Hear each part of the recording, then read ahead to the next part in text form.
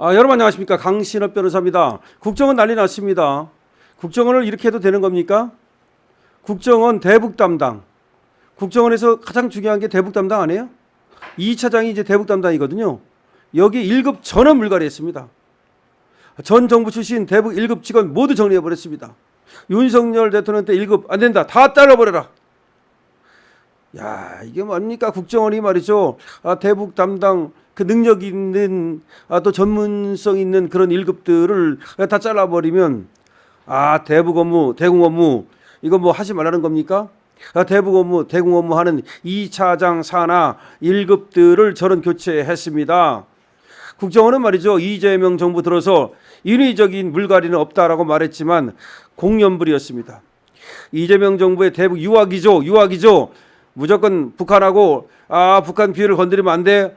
이런 식으로 가다 보니까 국정원의 1급들을 전 정부의 1급들을 다 잘라낼 수밖에 없다는 거죠. 이게 뭡니까 이게? 대공 실무자들을 다 경질한 겁니다.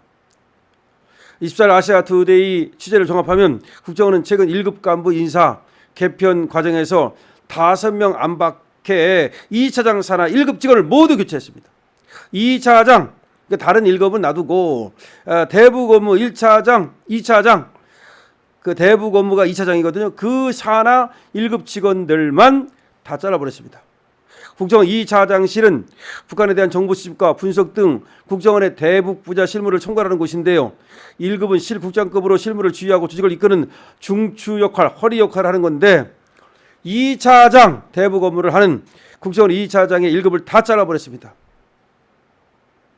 앞서 국정원은 말이죠. 이종석 원장 취임 후에 첫 인사를 단행하면서 전 정부 1급 인원 일부를 유임시키기로 결정을 했었습니다.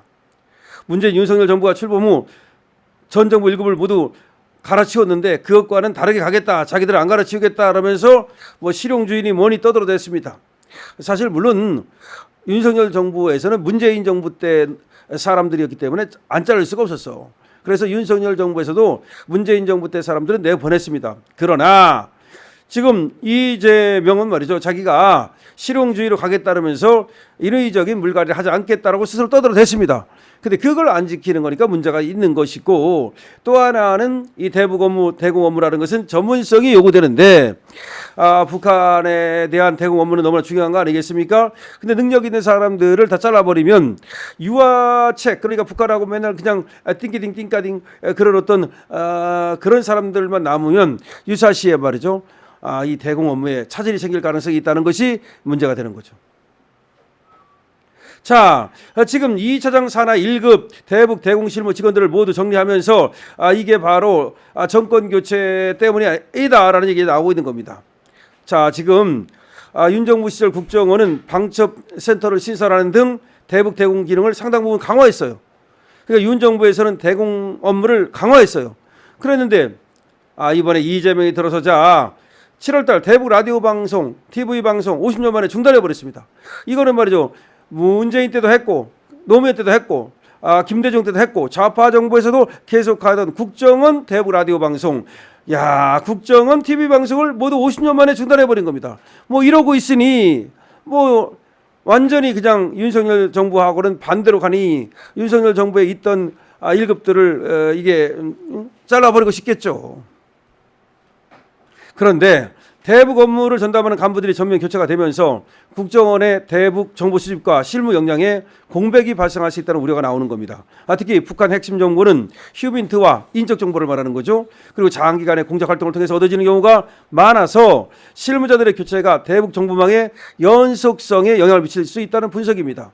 그러니까 오랜 동안의 노하우가 필요하다는 겁니다. 오랜 동안의 휴민트 인적 정보도 필요하고 오랜 동안의 노하우 기술 다 필요한데 이렇게 잘라버리면 이거 대공 업무에 차질이 생긴다는 겁니다. 국내 안보 분야 한 전문가는 이렇게 말합니다. 국정원 특성상 외부에서 교체 여파를 가늠하기 어렵지만 대북 정보는 경험 축적과 정밀한 인맥 관리가 필수적이다. 대북 정보는 경험 축적과 정밀한 인맥 관리가 필수적이다. 근데 한꺼번에 다 잘라버리는 건 문제가 있다. 또 다른 전문가는 이렇게 말합니다. 대북 대공 실무진들을 전원 교체한 것이 아쉽다. 국정원은 통일부가 아니다. 간첩, 적발 등 국가 안보를 담당하는 기관이라는 것을 잊어서는 안 된다.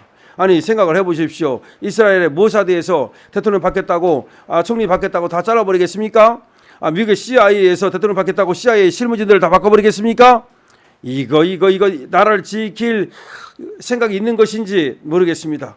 이번 인사를 두고서 지금 이재명이 조금 뭐 실용주의로 가면이 어쩌고 하면서 전 정부 인사들이라 하더라도 인위적인 개편을 안 하겠다고 얘기를 하더니 사실상 지금 완전히 갈아치우는 걸 보면은 뭔가 전 정부하고는 다른 스탠스를 취하기 위해서 유화책, 그래서 전 정부 인사들이 껄끄러운 게 아니냐라는 얘기가 나오고 있습니다. 어쨌든 국정원은 아무리 정권이 바뀌고 아무리 뭐 해빙 모드가 되고 모든 것이 바뀐다 하더라도 국정원은 바뀌어서는 안 됩니다. 대공 업무를 하는 대북 업무를 하는 이 국정원만은 스탠스를 유지하면서 나라가 저 공산주의로부터 위험하지 않도록 지켜야 되는 것인데 이거 뭔지 모르겠습니다. 국정원이 흔들리고 있습니다. 국정원 난리 났습니다. 그리고 2차장, 그러니까 대북 업무, 대공 업무를 하는 2차장 산하 1급 직원을 모두 잘라버렸습니다.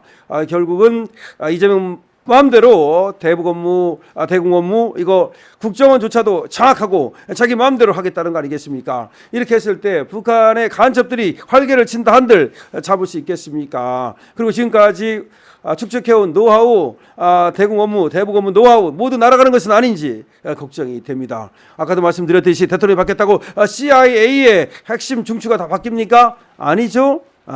대통령이 바뀌었다고 이렇게 모든 것이 바뀌는 이 국정원이 정치 바람을 타고 있습니다. 이거 문제입니다. 국정원은 원래가 정치 바람을 타면 안 됩니다. 1차장, 2차장, 3차장이야. 그렇다고 치지만 그 밑에 1급까지도 이렇게 모두 정치 바람을 탄다는 것은 국정원이 이미 국정원이 아니다. 국정원 난리 났다. 이렇게밖에 볼 수가 없습니다.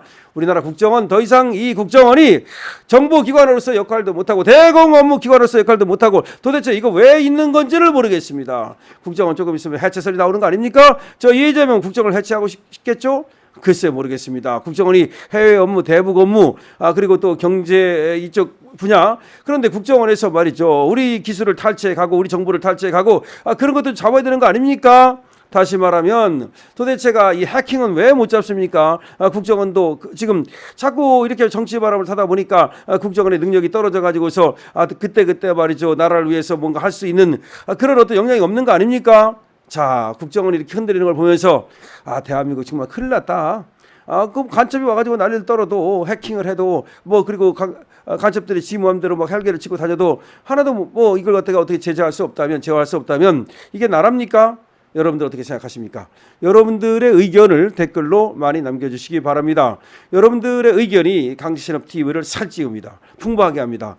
여러분들께서 좋아요 눌러주시고 그럼 좋습니다. 구독해 주시면 더 좋고요. 그리고 강신업 TV의 생산자와 소비자를 연결하는 또 이런 강신업 스토어가 있습니다. 여기 들어가 주시면 또 더 좋고요. 강신업 TV입니다.